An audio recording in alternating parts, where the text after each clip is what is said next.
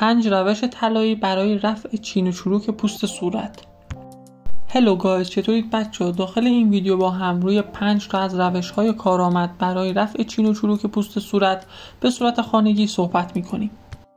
همه این روش‌هایی که داخل این ویدیو برای شما گفته میشه بر اساس مقالات بین‌المللی هستش، پس استفاده از این روش‌ها هیچ مشکلی برای پوست شما به وجود نمیاره. و همچنین همه این روش‌ها رو میتونید که داخل خونه انجام بدید. اولین روش ماسک آلوورا با خیاره که میتونه که یکی از بهترین روش‌ها برای رفع چین و چروک پوست صورت باشه. برای تهیه این ماسک ژل آلوورا رو با نصف خیار تازه خرد شده مخلوط میکنیم و بعد روی پوست صورت خودمون میزنیم و 15 دقیقه صبر میکنیم. این ماسک به پوست شما نرمی و لطافت میبخشه و چین و چروک پوست‌های شما رو کاهش میده. مورد دوم ماسک طبیعی با زرشک و عسل هستش.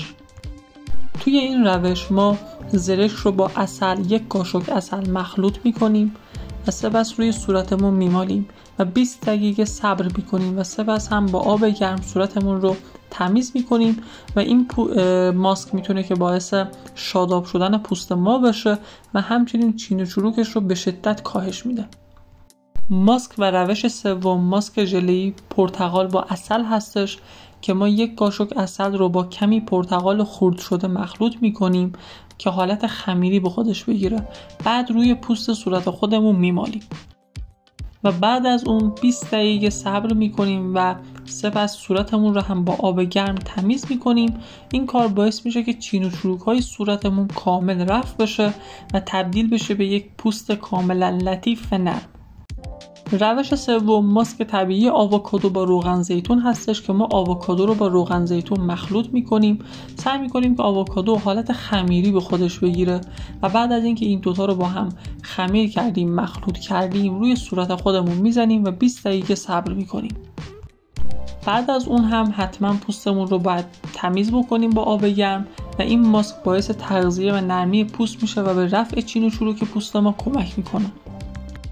آخرین روش ماساژ صورت با روغن خراتینه که ما کمی روغن خراتین رو به پوست صورت خودمون میزنیم و 20 دقیقه روزانه ماساژ میدیم.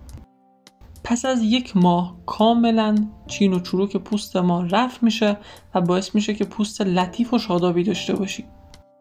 داخل ویدیو برای شما 5 تا روش آموزش داده شد که چطور بتونیم که ماسک صورت بسازیم که چین و چروک صورت ما کاملا برطرف بشه. حتما از این روش ها داخل خونتون استفاده بکنید. اگر که نظری داشتین برام کامنت بکنید و اگر که تا الان کانال من رو ساب نکردی حتما ساب بکن و ویدیوهام رو هم تا آخر نگاه کن. بدرود.